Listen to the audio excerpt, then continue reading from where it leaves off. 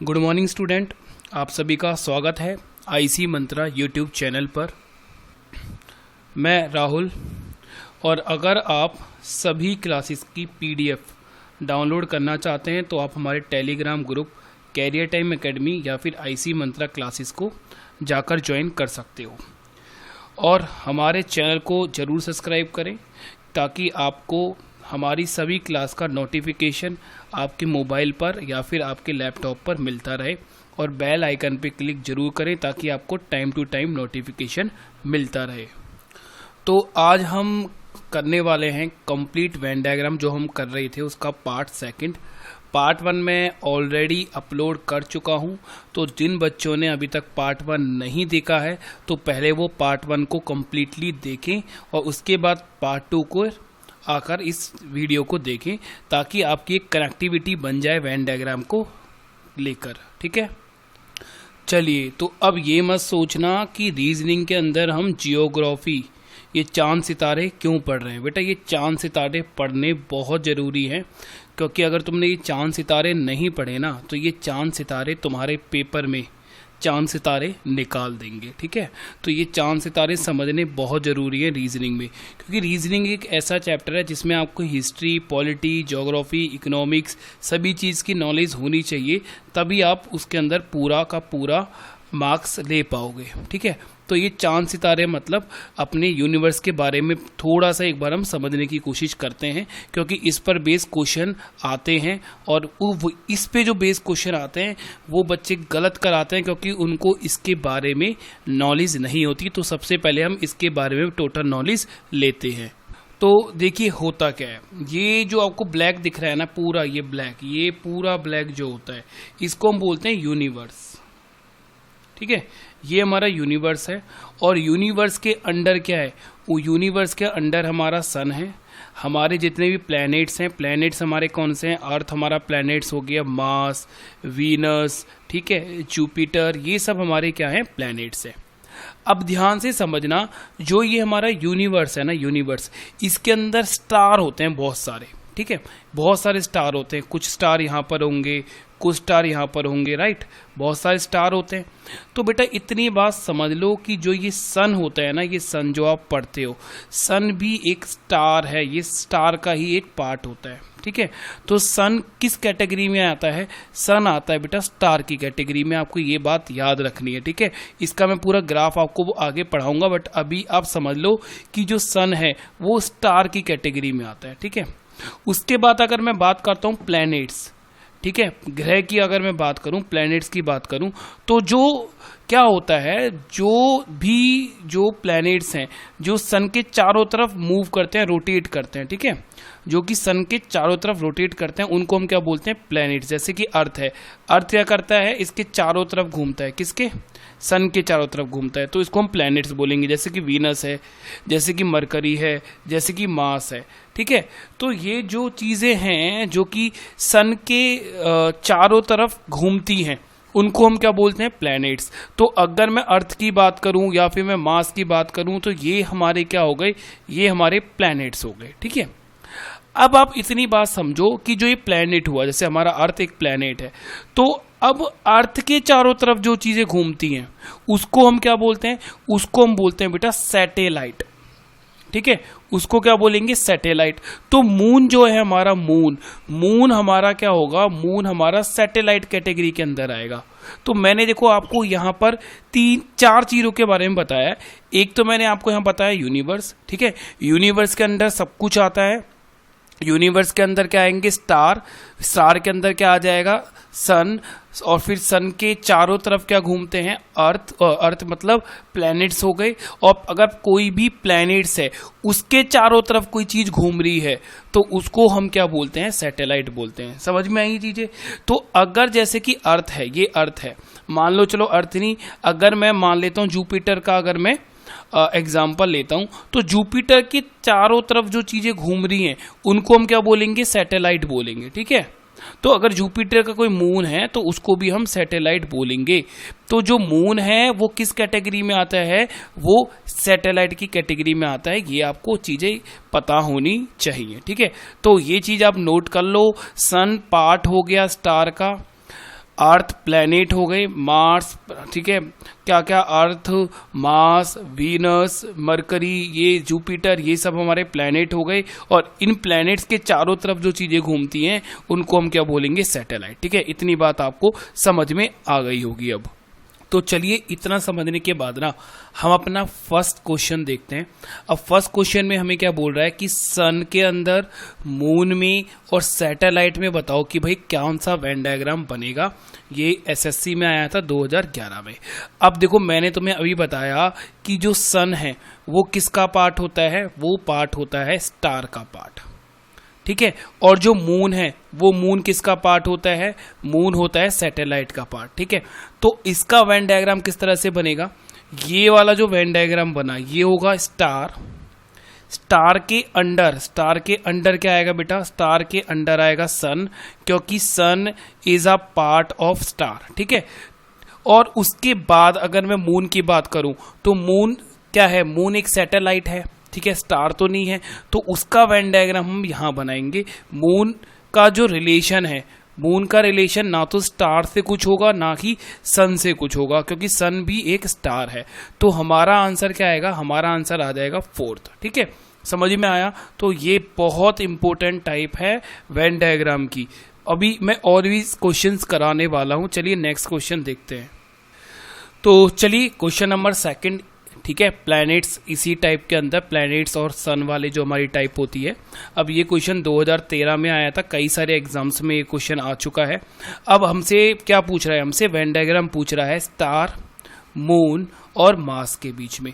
तो देखिए मैं दोबारा बता रहा हूँ, स्टार क्या है, स्टार सन है, तो ये अलग कैटेगरी हो गई। अगर हम मून की बात करें तो मून क्या है, मून क्या होता है, सैटेलाइट होती है। और अगर मैं मार्स की बात करूं तो मार्स क्या होता है, प्लैनेट होता है। तो सभी चीजें अलग अलग हो गई। ठीक है, स्टार अलग हो गया क्योंकि मून जो है वो स्टार का पार्ट नहीं है, वो सैटेलाइट का पार्ट है। और जो मार्स है वो किसका पार्ट है, मार्स प्लैनेट्स का पार्ट है।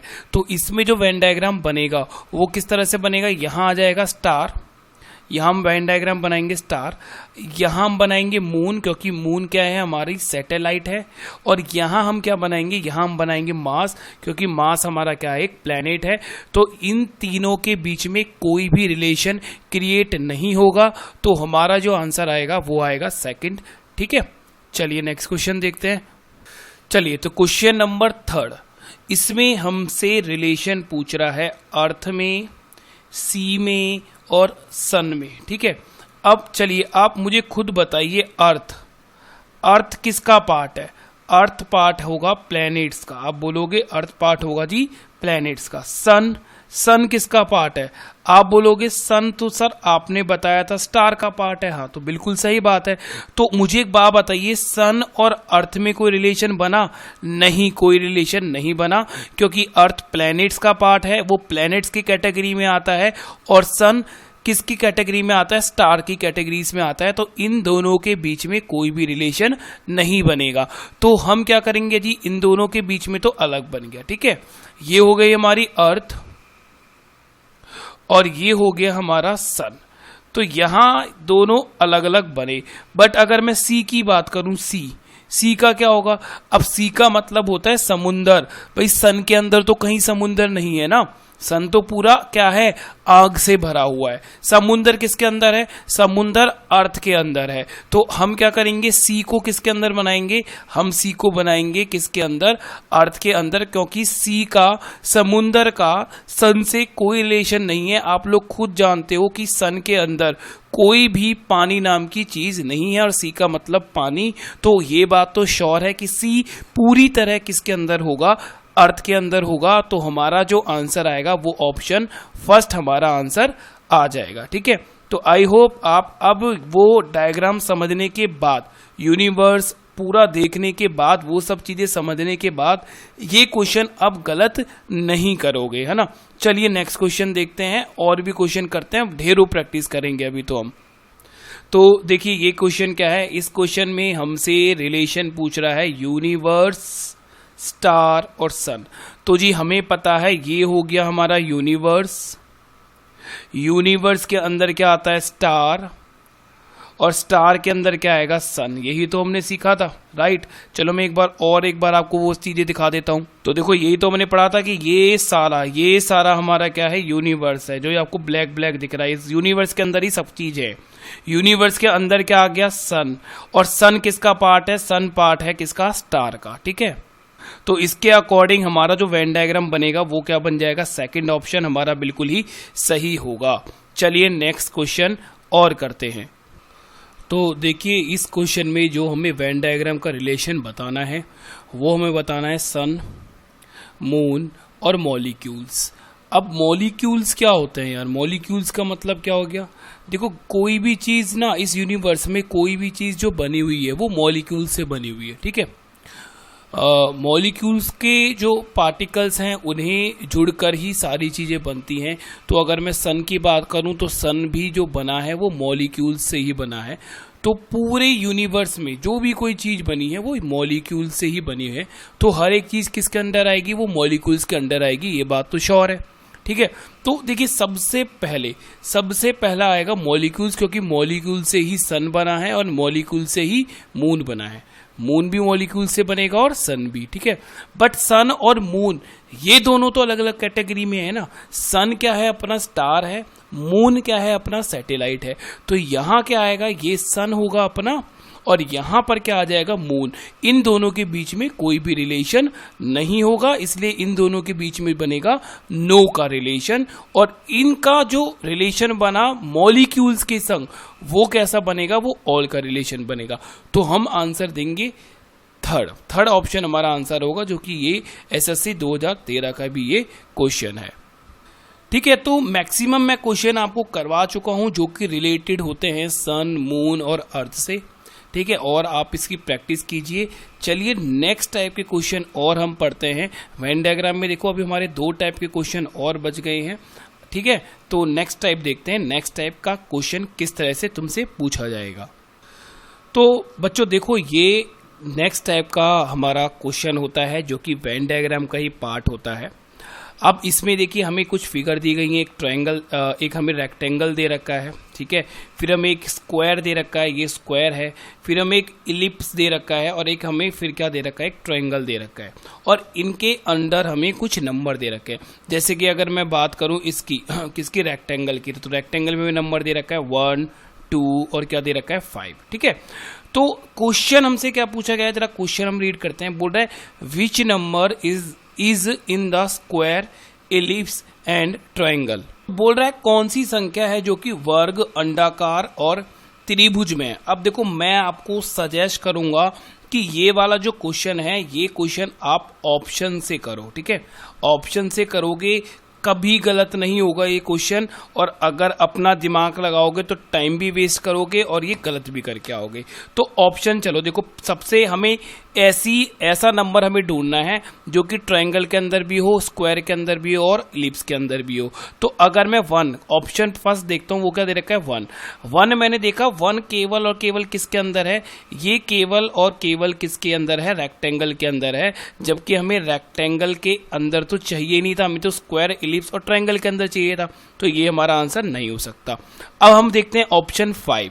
ऑप्शन 5 आप मुझे अब खुद बताइए, ऑप्शन 5 मतलब ऑप्शन बी देखेंगे, नंबर उसके अंदर क्या है 5। तो 5 जो है वो रेक्टेंगल के अंदर और इलिप्स के अंदर है। हमें क्या चाहिए, रेक्टेंगल तो हमें चाहिए ही नहीं, तो ये भी हमारा गलत हो जाएगा।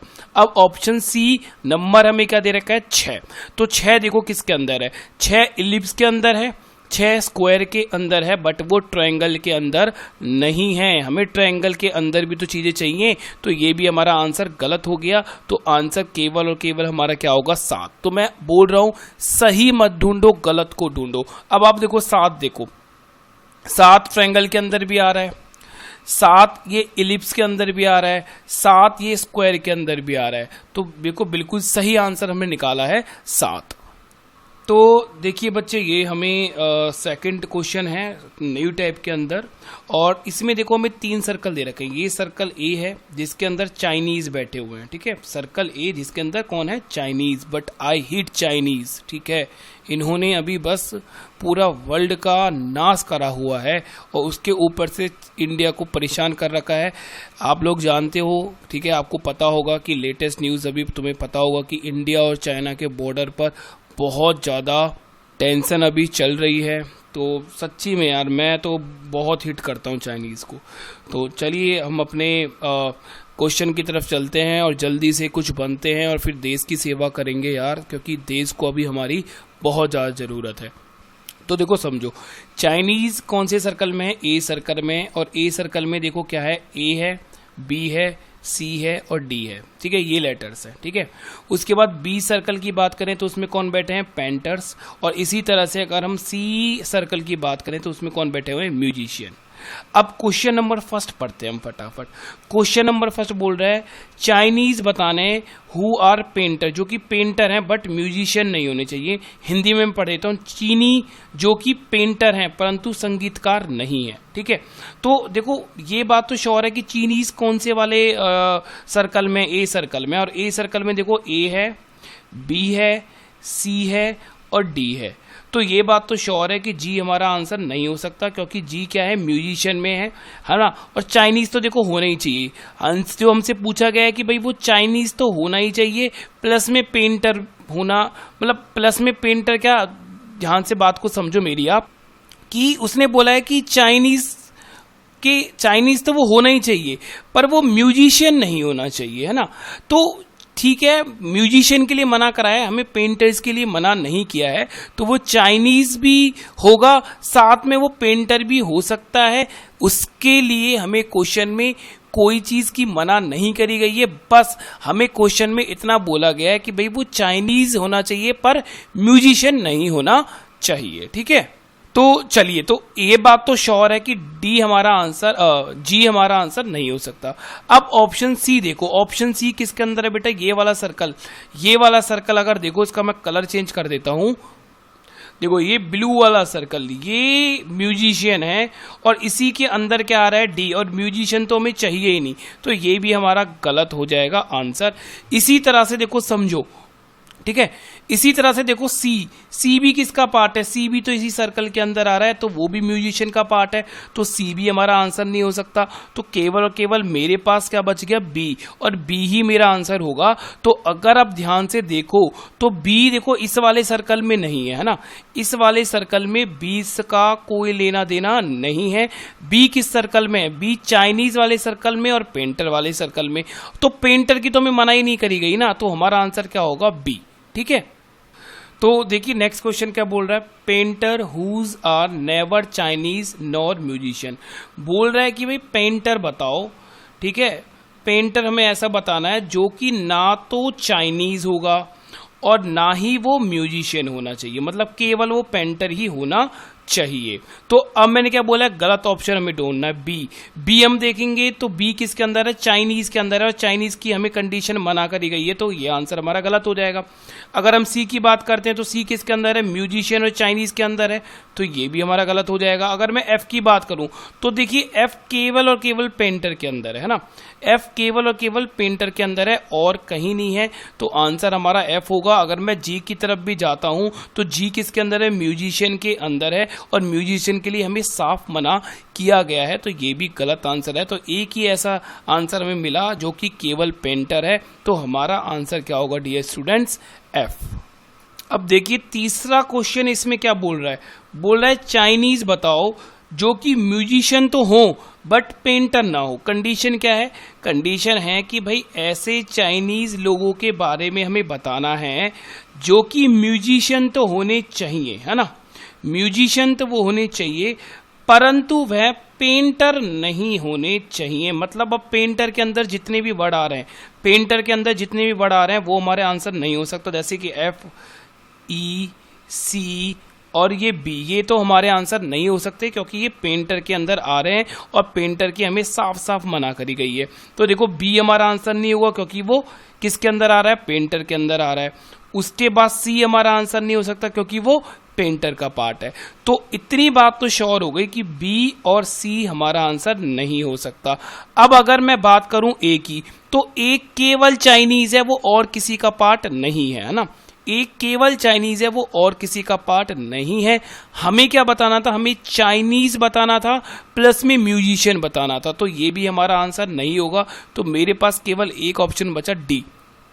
अब मैं अगर डी ऑप्शन को आपको एनालाइज करके बताऊं तो देखिए आप डी देख पा रहे होंगे बहुत ही क्लियरली कि डी यहां पर है और ये जो पार्ट है ना, ये पार्ट चाइनीज का भी पार्ट है और ये पार्ट म्यूजिशियंस का भी पार्ट है। तो साफ हमें पता चल रहा है कि हमारा आंसर क्या होगा, डी ही होगा।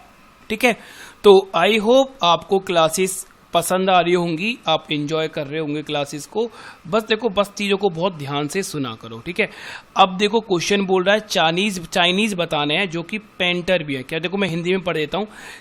चीनी जो कि पेंटर के साथ साथ संगीतकार भी हों। अब हमें क्या बोल रहा है कि हमें चाइनीज बताने हैं। कैसे चाइनीज बताने हैं, जो कि भाई पेंटर भी हों, जो कि पेंट भी कर लेते हों और जो कि म्यूजिशियन भी हो। ठीक है, गाना वाला भी गा लेते हो। ठीक है, अब चलिए अगर मैं ए को देखता हूं तो ए ओनली चाइनीज है तो गलत हो गया। ठीक है, अगर मैं बी को देखता हूं तो बी, देखो बी जो पार्ट आ रहा है ना, वो पार्ट आ रहा है चाइनीज और पेंटर के अंदर। बी जो पार्ट आ रहा है वो किसके अंदर आ रहा है, वो पार्ट आ रहा है चाइनीज और पेंटर के अंदर। पर हमें चाइनीज पेंटर भी चाहिए, म्यूजिशियन भी चाहिए, तो ये भी मेरा आंसर गलत हो जाएगा। अब अगर मैं सी की बात करूं, है ना, अगर हम सी की बात करते हैं तो सी देखो यार सभी के अंदर आ रहा है। सी चाइनीज के अंदर भी आ रहा है, सी म्यूजिशियन के अंदर भी आ रहा है, सी पेंटर के अंदर भी आ रहा है। तो हमारा आंसर क्या हो जाएगा, सी हो जाएगा। आई होप आप ये चीजें समझ पाए होंगे।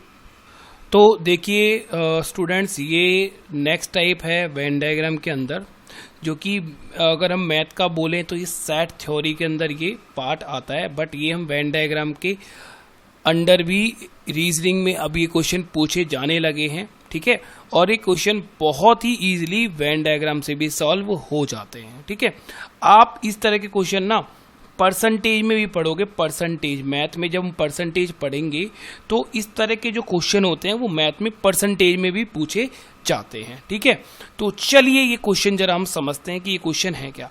तो हमसे बोल रहा है इन अ क्लास, एक क्लास में 60% स्टूडेंट रीड इंग्लिश। बोल रहा है एक क्लास है जिसमें 60%, 60% विद्यार्थी जो है वो इंग्लिश रीड कर सकते हैं, पढ़ सकते हैं। फिर बोल रहा है 80% स्टूडेंट रीड हिंदी। बोल रहा है 80% स्टूडेंट ऐसे हैं जो कि हिंदी पढ़ सकते हैं। और उसके बाद बोल रहा है 40% स्टूडेंट रीड बोथ लैंग्वेज। उसके बाद बोला उसने कि भाई 40% स्टूडेंट ऐसे हैं जो कि दोनों लैंग्वेज को पढ़ सकते हैं। तो इस बात को जरा मैं यहां लिख लेता हूं कि अगर मैं बात करूं इंग्लिश, तो इंग्लिश पढ़ने वाले कितने स्टूडेंट थे, 60% स्टूडेंट थे, तो यहां मैंने टिक कर दिया। उसके बाद अगर हम बात करें हिंदी, तो हिंदी पढ़ने वाले कितने स्टूडेंट थे, 40% स्टूडेंट थे। और इंग्लिश और हिंदी दोनों पढ़ने वाले हमें कितने, हिंदी पढ़ने वाले 80% दिए हुए हैं हमें यहाँ। ठीक है, तो हिंदी पढ़ने वाले थे 80% स्टूडेंट और बोथ जो कि दोनों पढ़ने वाले थे वो हमारे थे 40% स्टूडेंट। अब हमें बताना क्या है, हमें बताना है how many student read only English. ऐसे स्टूडेंट बताने हैं कि जो केवल इंग्लिश पढ़ सके। तो बेटा आपका आंसर ही 60% नहीं है, ये गलती मत करना कि सर ये तो हमें क्वेश्चन में दे रखा है कि इंग्लिश पढ़ने वाले विद्यार्थी 60% है। ये चीज ऐसा नहीं होता। चलो इसको मैं आपको समझाने की कोशिश करता हूँ एक एग्जाम्पल से जब मैं आपको समझाऊंगा ना तो आपको ये चीजें बहुत अच्छे से क्लियर हो जाएंगी। चलो तो बच्चों देखो मैं एक एग्जाम्पल लेता हूं जिससे कि आपको वेन डायग्राम वाले जो सेट थ्योरी वाले क्वेश्चन होते हैं वो बहुत अच्छी तरह से क्लियर हो जाएंगे। देखो मान के चलो कि यार तुम्हारी क्लास में, ठीक है, तुम्हारी क्लास के अंदर 6 स्टूडेंट हैं जिनका नाम है A, B, C, डी, ई और एफ। ठीक है, तो मान के चलो कि हम टेस्ट लेते हैं। हमने तुम्हारा 6 बच्चों का टेस्ट लिया, इंग्लिश और हिंदी दोनों का। ठीक है, तो मैंने क्या बोला, मैंने बोला कि भाई इस टेस्ट के अंदर, है ना, इस टेस्ट के अंदर ए बी सी ये तीनों ये इंग्लिश में पास हो जाते हैं। ठीक है, और अगर मैं बात करूं हिंदी में, तो हिंदी में कौन कौन पास हो रहा है? हिंदी में पास हो गए सी, डी, ई, एफ, ये सारे के सारे किस में पास हो जाते हैं? कि हिंदी में पास हो जाते हैं। ठीक है ना, तो देखो अगर मैं आपसे यहां पूछूं कि इंग्लिश बोलने वाले कितने बच्चे हैं, तो आप बोलोगे सर ए भी बोल सकता है, बी भी बोल सकता है, सी भी बोल सकता है। तो आप बोलोगे 3 बच्चे सर ऐसे हैं जो कि इंग्लिश बोलने वाले हैं। ठीक है, बट आप एक चीज ध्यान से देखो, इसमें सी जो है, सी एक ऐसा पर्सन है जो कि इंग्लिश में भी पास है ना, जो कि इंग्लिश में भी पास है और जो कि हिंदी में भी पास है। ये तो दोनों ही सब्जेक्ट में पास है ना, तो ये जो सी है वो इंग्लिश में भी काउंट किया जाएगा और वो हिंदी में भी काउंट किया जाएगा।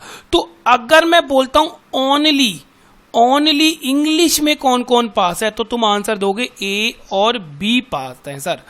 तो देखिए जो हमें क्वेश्चन दिया था ना कि इंग्लिश में रीड करने वाले स्टूडेंट कितने थे, 60% थे। तो 60% का मतलब है ओनली इंग्लिश रीड करने वाले 60% नहीं है ये। इस 60% में से हो सकता है कि कुछ ऐसे परसेंट हो जो कि हिंदी भी रीड कर सकते होंगे। ठीक है, जैसे कि इस क्वेश्चन में यहां पर ए बी सी ये सारे के सारे इंग्लिश में पास थे, है ना, ये सारे के सारे इंग्लिश में पास थे। तो अगर मैं बोलूंगा भाई इंग्लिश में कौन कौन पास है, तो हमारे पास आंसर आएगा ए बी और सी। तो हम बोलेंगे 3 लोग इंग्लिश में पास है। पर अगर मैं बोलता हूं ओनली इंग्लिश में कौन कौन पास है, तो हम बोलेंगे सर ए और बी, ये 2 ही ऐसे लोग हैं जो कि इंग्लिश में पास है। तो आप ध्यान से समझो कि ओनली जो वर्ड है ना, ये खतरनाक वर्ड है, ये आती क्वेश्चन को चेंज कर देगा। ओनली का मतलब हमें बताना है, फिर हमें हिंदी से कोई लेना देना नहीं है, केवल हमें उनसे लेना देना है जो कि इंग्लिश में ही पास है। ठीक है, तो चलिए अब हम अपने क्वेश्चन की ओर चलते हैं। तो देखो बच्चों, अभी तुम्हें इतना तो समझ में आ गया होगा कि ये जो 60% है ना, ये ओनली हिंदी रीड करने वाले स्टूडेंट नहीं है। इस 60% में ऐसे भी लोग हैं, है ना, इस 60% में कुछ ऐसे भी लोग हैं जो कि इंग्लिश भी रीड कर सकते हैं और हिंदी भी रीड कर सकते हैं, दोनों को रीड कर सकते हैं। बट जब अगर मैं इंग्लिश की बात करूंगा तो मैं टोटल लेता हूं कि हाँ भाई इतने टोटल लोग हैं जो कि इंग्लिश को रीड कर सकते हैं। अब इस चीज को देखो हम सॉल्व करेंगे वेन डायग्राम से। तो एक मैं सर्कल बनाऊंगा, ये मैंने एक सर्कल बनाया और इस सर्कल में मैंने क्या बोला, मैंने बोला कि भाई ऐसे सारे बच्चे इस सर्कल में आके बैठ जाओ जो कि इंग्लिश बोल सकते हैं। तो ये 60% स्टूडेंट आए और इस सर्कल में आकर बैठ गए। ठीक है, बैठ गए। फिर मैंने एक सर्कल और बनाया। ठीक है, मैंने एक सर्कल और बनाया हिंदी के लिए और यहां मैंने बोला कि भाई वो सारे के सारे बच्चे आके बैठ जाओ जो कि हिंदी बोल सकते हैं। तो भाई ये 80% जो कि वो यहां आके बैठ गए। ठीक है, अब मैंने एक चीज बोली, मैंने बोला भाई एक काम करो, इनमें से ऐसे जितने भी बच्चे हैं जो कि इंग्लिश और हिंदी दोनों बोल सकते हैं ना, वो इनके बीच में इस वाले एरिया में आके बैठ जाओ, है ना, इस वाले एरिया में बैठ जाओ, क्योंकि ये एरिया इंग्लिश के लिए भी और हिंदी के लिए कॉमन है। तो अब होगा क्या कि इसमें से स्टूडेंट, ये 60% में से स्टूडेंट और इसमें से ये 80% में से स्टूडेंट इस एरिया में आकर बैठ जाएंगे। कितने परसेंट आएंगे? ये आएंगे 40%। मतलब हिंदी का 40% और इंग्लिश का 40% यहां पर आके बैठ जाएगा इस कॉमन रीजन के अंदर। तो देखो इंग्लिश पढ़ने वाले टोटल कितने थे? 60% थे इंग्लिश पढ़ने वाले, बट 40% उठकर कहां चले गए? इस कॉमन रीजन में चले गए। तो 20% कौन से रह गए? 20% ऐसे रह गए जो कि ओनली इंग्लिश पढ़ सकते हैं, है ना, जो कि ओनली इंग्लिश पढ़ सकते हैं। तो बेटा हमारा आंसर पहले का कितना आ जाएगा? 20% आ जाएगा। ठीक है, अब सेकंड बात हमसे क्या पूछ रहा है? बोल रहा है how many student read only Hindi. तो बेटा टोटल स्टूडेंट कितने थे हिंदी पढ़ने वाले? टोटल हिंदी पढ़ने वाले स्टूडेंट थे 80%। ठीक है, अब ये हिंदी पढ़ने वाले ऐसे स्टूडेंट थे जो कि हिंदी और इंग्लिश दोनों को पढ़ सकते हैं। बट जब मैंने बोला कि इस 80% में से ऐसे बच्चे उठ के आ जाओ इस कॉमन रीजन में जो कि हिंदी और इंग्लिश दोनों पढ़ सकते हैं, तो भाई इस 80% में से 40% स्टूडेंट चले गए उठ के, तो रह कितने गए? रह गए केवल 40%। और ये 40% वो रह गए जो कि ओनली हिंदी पढ़ते हैं, ओनली हिंदी। तो यहां हमारा जो आंसर आएगा वो आंसर आ जाएगा 40%। तो आई होप आप ये चीज समझ पाए होंगे। अभी वेन डायग्राम में जो सेट थ्योरी वाले क्वेश्चन है अभी हम और भी करेंगे, बहुत ही मजेदार ये क्वेश्चन है। तो चलिए स्टूडेंट, ये नेक्स्ट क्वेश्चन हम रीड आउट करते हैं और ये बहुत ही इंपॉर्टेंट क्वेश्चन है और बहुत ही बार ये क्वेश्चन एग्जाम में पूछा जाता है। अब देखो क्वेश्चन को मैं रीड कर रहा हूँ, आप चाहो तो मेरे साथ साथ इस क्वेश्चन को नोट कर लो अपने नोटबुक में पूरी लैंग्वेज के साथ, क्योंकि मैंने ये शॉर्ट में लिखा हुआ है। तो देखिए क्वेश्चन क्या बोल रहा है, बोल रहा है कि एक क्लास में अंदर in a class total number of student दे रखे हैं 1000। ठीक है, एक क्लास है जिसमें टोटल स्टूडेंट कितने हैं? 1000 है। फिर बोल रखा है कि पंजाबी, जो मान लो कि जो पंजाबी बोलते हैं वो कितने हैं? 60%। हिंदी बोलने वाले कितने हैं? 40%। और उर्दू बोलने वाले कितने स्टूडेंट हैं? उर्दू बोलने वाले 28% है। तो इस क्वेश्चन में 3 लैंग्वेज आ गई तो 3 ही सर्कल बनेंगे, ये बात श्योर है। अगर 2 लैंग्वेज होती तो 2 सर्कल बनते, अब कितने सर्कल बनेंगे? 3 सर्कल बनेंगे। ठीक है, और उसके बाद अगर मैं बात करूं कि पंजाबी और हिंदी बोलने वाले 15% स्टूडेंट हैं, हिंदी और उर्दू बोलने वाले 10% हैं, पंजाबी और उर्दू बोलने वाले 5% हैं, और पंजाबी, हिंदी और उर्दू बोलने वाले 2% स्टूडेंट हैं। तो हमें फॉलोइंग क्वेश्चंस का आंसर देना है। पहला हमसे बोल रहा है केवल पंजाबी बोलने वाले कितने स्टूडेंट हैं, उसके बाद केवल उर्दू बोलने वाले कितने स्टूडेंट हैं, और उसके बाद केवल और केवल हिंदी बोलने वाले कितने स्टूडेंट हैं। तो देखिए ध्यान से अब इस चीज़ को समझो। मैं 3 सर्कल बना लूँगा। पहला सर्कल मैंने बना लिया, मान के चलो कि पहला सर्कल बना लिया हमने पंजाबी का, जो पंजाबी बोलते हैं। ठीक है, उसके बाद दूसरा सर्कल रेड कलर से हमने बना लिया है, मान लो हिंदी का, इसमें हिंदी वाले लोगों को हम बैठा देंगे। उसके बाद ये ब्लैक वाला जो मैं सर्कल बना रहा हूँ, इस ब्लैक वाले सर्कल में हम बैठा देते हैं उर्दू वाले लोगों को। अब देखो तुम्हें करना क्या है, इतनी बात देखो बहुत ध्यान से समझना। अब बहुत ध्यान से समझने की जरूरत है चीजें। देखो सबसे पहले जो नंबर तुम्हें फिल करना है ना, वो करना है तीनों लैंग्वेज वाले, मतलब पंजाबी, हिंदी और उर्दू में जो कॉमन बोलने वाले हैं ना, वो आपको नंबर सबसे पहले फिल करना है। और वो वाला पार्ट है, देखो ये पार्ट कौन सा है जिसमें तीनों का पार्ट है, हिंदी, पंजाबी और उर्दू। तो सबसे पहले मैं ये 2% मैंने यहाँ लिखा। ठीक है, परसेंटेज में, ये बात आपको पता है।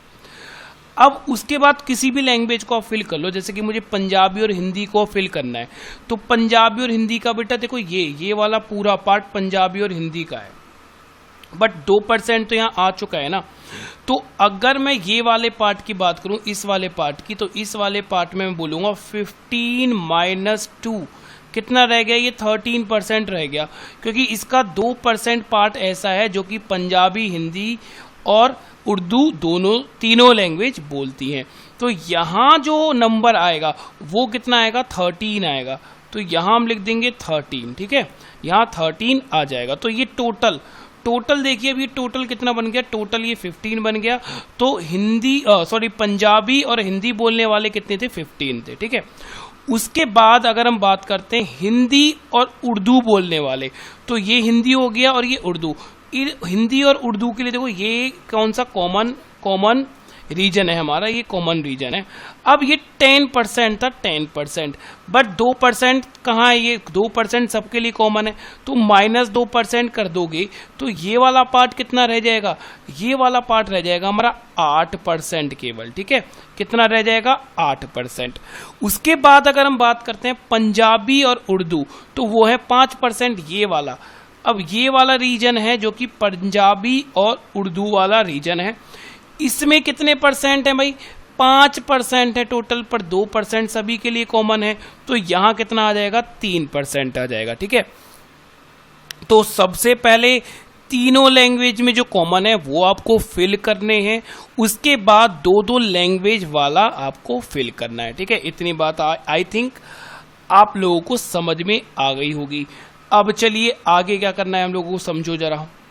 अब देखो यार समझो, मेरे को बोल रहा है पंजाबी बोलने वाले भाई 60% थे, तो ध्यान से समझना यार, मैं आपको यहां समझा रहा हूं। पंजाबी बोलने वाले कितने परसेंट थे, वो थे 60%। बट भाई मुझे एक बात बताओ, ये पूरा सर्कल पंजाबी वाला है और इस पूरे सर्कल में 30% भी आएगा, तो -13 कर दूंगा मैं, -2 कर दूंगा, -3 कर दूंगा। क्यों करूंगा, क्योंकि अगर जब मैं इन सबको माइनस कर दूंगा तो मेरे पास जो वैल्यू आएगी वो उन लोगों की आएगी जो केवल और केवल पंजाबी बोलते हैं, और मुझे निकालना ये है कि ओनली पंजाबी बोलने वाले कितने लोग हैं। तो भाई जब मैंने माइनस करा 16 -13 -2 -3 करने पर मेरे पास बच गया 42%, और ये 42% ऐसे लोग हैं जो कि केवल और केवल पंजाबी बोलते हैं। तो परसेंटेज में, तो परसेंटेज किसका निकालेंगे हम निकालेंगे 1000।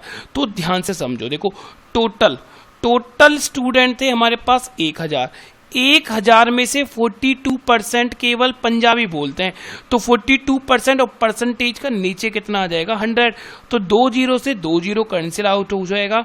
तो हमारे पास पहले क्वेश्चन का आंसर आ गया 420। ठीक है, तो पहले क्वेश्चन का आंसर रहा 420। तो अभी ये सारा कुछ आप नोट डाउन कर लो, क्योंकि मैं ये सब अब रब करूंगा, क्योंकि यहाँ जगह नहीं बची है। ठीक है, तो जल्दी से एक बार नोट डाउन करो ये सब। चलिए तो सेकंड क्वेश्चन का आंसर देते हैं, जिसमें हमसे बोला गया है ओनली हिंदी बोलने वाले लोग बताओ। ठीक है, तो जरा आप बताओ टोटल हिंदी बोलने वाले कितने लोग थे, बताइए जरा। तो आप बोलोगे सर टोटल हिंदी बोलने वाले थे 40%, बट 40% बेटा इतना बात समझो, ये पूरा रेड, ये जो पूरा रेड, ये रेड वाला जो पूरा सर्कल है, इस पूरे में हिंदी वाले बैठे हैं। ठीक है, तो ओनली हिंदी वाला ये वाला एरिया होगा, ये वाला एरिया ओनली हिंदी वाला होगा, मुझे ये बताना है। तो ये वाला एरिया मैं कैसे बताऊंगा, मैं क्या कर दूंगा 40 माइनस कितना हो जाएगा 30%, -2% और -8%, ये सारा परसेंट इसमें से क्या हो जाएगा माइनस हो जाएगा। और इतना सब माइनस करने के बाद जब मैं 40 में से 13 -2 और -8 कर दूंगा तो मेरे पास कितना बचा, देखो 40 में से 10 गया कितना 30, और 30 में से 13 गया तो 17। अब 17% ऐसे लोग हैं जो कि केवल और केवल क्या बोलते हैं हिंदी। तो भाई मुझे जरा आप जवाब दीजिए, टोटल स्टूडेंट कितने थे, टोटल स्टूडेंट थे 1000, और 1000 में से 17% केवल हिंदी बोलते हैं, तो इसका 17% निकाल लो आप। तो भाई 0 से 0 कैंसिल आउट हो गया, तो आंसर होगा 170। ठीक है, अब इसे फटाफट नोट करो, क्योंकि इसे भी मैं रब करूंगा, उसके बाद हम आंसर बताते हैं उर्दू बोलने वाले, कि केवल और केवल उर्दू बोलने वाले कितने लोग होंगे। तो जल्दी से नोट डाउन कर लो इसको। ठीक है, तो देखो थर्ड क्वेश्चन बोला गया है ओनली उर्दू बोलने वाले। ठीक है, तो ये वाला सर्कल, ये पूरा सर्कल होगा उर्दू के लिए। तो देखो टोटल लोग जो उर्दू बोलते थे, टोटल लोग उर्दू बोलने वाले थे 28, बट हमें बताना है ओनली उर्दू वाले। तो 8% ऐसे घटा दिए जो कि हिंदी और उर्दू दोनों बोल सकते थे, फिर माइनस करा 3% ऐसे हटा दिए जो कि उर्दू और पंजाबी बोल सकते थे, और 2% ऐसे हमने हटा दिए जो कि हिंदी, पंजाबी और उर्दू तीनों बोल सकते थे। अब इतना हमने माइनस करने के बाद हमारे पास बच गया 50%, है ना। टोटल स्टूडेंट कितने थे भाई हमारे पास, टोटल स्टूडेंट थे हमारे पास 1000 का कितना निकालना है हमें 15%, तो अपॉन में आ जाएंगे 2 0, कैंसिल आउट करोगे तो आंसर हमारे पास कितना आ जाएगा 150। ठीक है भाई, तो चलिए देखो आज हमने वेन डायग्राम पूरी तरह से कंप्लीट कर लिया है, हर एक टाइप हमने वेन डायग्राम के अंदर कंप्लीट कर ली है। तो अब आपका काम क्या है, आपको ज़्यादा से ज़्यादा प्रैक्टिस करनी है वेन डायग्राम पर, और नीचे बेटा कमेंट करना है कि नेक्स्ट चैप्टर आप क्या पढ़ना चाहते हो। मैथ में और रीजनिंग में आप किसी में भी बता सकते हो, ठीक है। तब तक अपनी पढ़ाई कंटिन्यू करो। कोरोना वायरस या फिर जो भी अभी माहौल बना हुआ है उससे घबराने की जरूरत नहीं है। ये चीज़ें कुछ टाइम के लिए हैं, ठीक है। उसके बाद सब चीज़ नॉर्मल हो जाएगी। तो आपको सिर्फ अपना फोकस पढ़ाई पे रखना है, क्योंकि इस टाइम जो बच्चा पढ़ गया वो 100% अपना सिलेक्शन लेके जाएगा। बट ये जो टाइम जिन बच्चों ने वेस्ट कर दिया ना यार, उन बच्चों को फिर आगे जाके बड़ी प्रॉब्लम हो जाएगी सारा सिलेबस कवर करने में। तो अभी ये ऐसा एक टाइम है इसमें आप अपना सिलेबस कवर कर सकते हो, ठीक है। तो चलिए अभी के लिए आपसे विदा लेते हैं और तब तक आप अपना ख्याल रखिए। Good night, sweet dream and take care, bye bye.